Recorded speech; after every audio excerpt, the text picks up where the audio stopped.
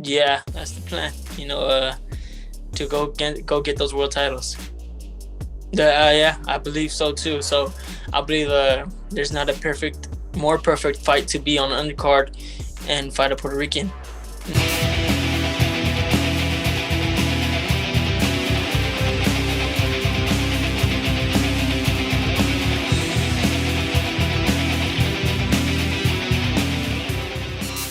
Gabe, it's always a pleasure to talk with you. I remember May 5, 2017. I was Yeah, there in your pro debut, and I will never forget this day because as soon you finish, you won the fight. You go with me, and we touch the gloves because it was really important for you start doing this professional career. yeah, that was a big night for my city, for everybody. I mean, it was pretty packed in there over there in Reno, so it was a great turnout. Yeah, because it was great for you, your hometown, a lot of dreams to I mean, your goals, your dreams. What do you remember about that night? And then we can go to the future. Man, just a lot of love and support. That's what I remember though. The ring walk, oh, it was crazy. It was good. Like people screaming, everybody taking a picture. Uh, the fight itself, it was everything I expected. I wasn't really too worried about it because I prepared for it for a long time mentally. So physically, I knew it wasn't going to be a problem. And after the fight, it was just a big celebration with a lot of friends and family. Definitely. And now, 18 fights after, you're going to fight against a very complicated Puerto Rican is Jayson Vélez. What you can tell about this fight? Because uh, some people, and with all my respect, they don't know nothing about boxing. They believe that, it's another step. Come on, it's a very complicated Boricuan. He knows that maybe it's the last chance for him, and it could be really dangerous. Yeah, for sure. He's gonna come in trying to win, give it all he got, and that's gonna make me really have to use a lot of energy. So I'm gonna make sure I'm very in shape for this fight. So I just expect him to keep on coming forward, really try to post his will on me, but make sure that the whole fight I stay calm and collective. Awesome. How is the feeling now? Because when you're about to have your pro debut, everybody's talking about you because your story, because your balls, your determination to conquer everything. But now everybody's talking about you like one of the most dangerous fighters in your weight division. What is the meaning for you, Gabe? And I mean, you are really close to get a title shot. Just keep on proving myself. That's all I gotta do. It's gonna be a great fight to prove myself and show everybody where I'm at and where I'm going to go. So after this fight, I feel like a bit just bigger competition. But right now we're focused on right now. We're focused on the fight coming up, and I feel like I'm gonna put on a dominant performance. So I'm excited. I'm ready. How is the feeling to be in one of the most important fights between Mexicans in the last years? I'm talking about you're going to be in the same event of Berchelt and Valdez. Yeah, it's gonna be a great show. So I'm excited to have that stage and that platform to show my skills. So it's going to be a big one. I'm going to make sure to do my part and put on a great performance. And maybe, you never know, you can fight in a near future with whoever wins. Yeah, that's the plan. To go get those world titles. Definitely, right? In your opinion, if you want to answer or no, who is the favorite and why? Because I'm asking not to the fighter, but to the analyst, the boxing analyst. The favorite, I don't know. I can't really go into that, but I'll tell you, I've been knowing Oscar Valdez for quite some time now. I've been in a few of his training camps, so I'm really behind him in his corner, hoping he gets the victory. He's been sharp. I went to spar with him not too long ago, so I wish him the best.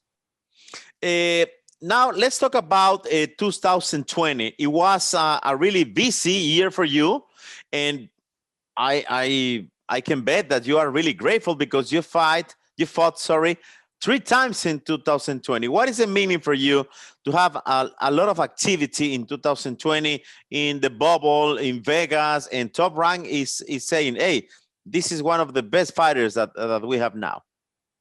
Yeah, 2020 was a hard year for a lot of people, and some fighters probably didn't even get to fight. So I'm blessed, and I'm very grateful that I got a chance to fight 3 times and make sure I was still active and didn't sit on the shelf. So that was a good year for me to because I stayed active and I didn't really sit down and stay on the shelf, even though everything was going on during March. Nobody didn't really know when the next fight date was going to be for them. They didn't know when boxing was gonna come back. I was still staying active. I was still training, still making sure I was in shape, just in case opportunity came up. And besides, dear Gabe, if we talk about Conway, Reese, even Kiusewski, great fighters because they have a great record, right? I mean, back to back, three very complicated opponents. Yeah, that's what's gonna be from here on out. This is the professionals, so I expect nothing but competition. I don't expect nothing to come easy. Nothing's been easy through my whole life, so I don't expect anything to get easy now. So I'm ready to bite down and go hard. And if you have the opportunity to choose one of the belts, let's say WBC, WBA, IBF, WBO, which one do you choose, or which one, sorry, is in your dreams? Yeah, I was hoping to fight Andrew Concio and because he just lost the title and fight for that title. He lost probably within the next fight or two. So, but that fight fell out. We don't know if we'll get that fight after this one. That's for the future reference, though. We don't know what's gonna happen with that. But so now I'm just in line, making sure I go up in ranks and prove myself. So that's just what this fight is about, proving myself. Definitely. You have a Mexican blood in your veins. You have this beautiful style. And what is the meaning for you to fight against a Puerto Rican? Because I don't know if you agree with me. One of the greatest rivalries in boxing is Mexico against Puerto Rico. Yeah, I believe so too. So I believe there's not a more perfect fight to be on an undercard and fight a Puerto Rican. I feel like this was a good stage to do that in, and I'm gonna go out there and I'm gonna do it and I'm make us all proud. Awesome. Two more things, dear Gabe, and it's always a pleasure, like I told you, to talk with you. And I truly believe that at the very day when you go to the pro debut, you promise not only to your people, to your family, to your fans, but to your mother in heaven that you're gonna be Yeah. a world champion. And I truly believe that you're gonna be celebrating this and offer this to your mother. But now that you have 19-0, how is it feeling? How can you handle all these trainings in this let's say pandemic time? How can you handle the fame because your social media is growing up? And the question is because you are really humble, because sometimes the fighter lose away. They believe that if they want to fight, they never talk to the press. They feel like they are untouchable. And you are so humble, Gabe. I feel like I haven't done really too much yet. A lot of people from outside, from my city, they see I've done a lot, and I see where they're coming from. In ways, I do see that I've done a lot, but I see there's a lot more to do. There's a lot more to do than I've done already. So that's why, and anybody could fall off their high ladder at any given time. You never know what's for the future, what's to come. You never know what tomorrow's going to bring. Either a horrible accident that Yeah. nobody wants or anything. You just don't know what tomorrow's bringing. So it's always nice to, I'm human just like anybody else. I'm that kid from Stockton, California, like I was when I was 4 years old, just a kid in Stockton. So that's how I see myself to this day. And I come from humble beginnings. That's why I feel it's so easy for me to be calm and collective and not get so big headed. Awesome. And let me be honest with you. I follow your career as a journalist, as a commentator, whatever, but I'm your fan because I know you have something inside different, like I told you, your mother. So talking about this, could you imagine this moment when you offered the belt to your mother in heaven? Do you imagine this moment? You are dreaming every day. I believe it's a motivation for you in every training. That's for sure a big motivation. Keeps me to do that extra round or two. But to picture the moment, picture it so many different ways. If she was here, there's no telling how it would go. But there's one thing for sure: she would be proud to see me live my dreams at she knew that I always wanted to live on. How about your father? Because he's always next to you. Yeah, father, he's been through it all with me, from my mom to other family members. So when me and my father get that world title, I could just imagine us just celebrating and living that good night and enjoying it, and then the next morning getting ready for win another one.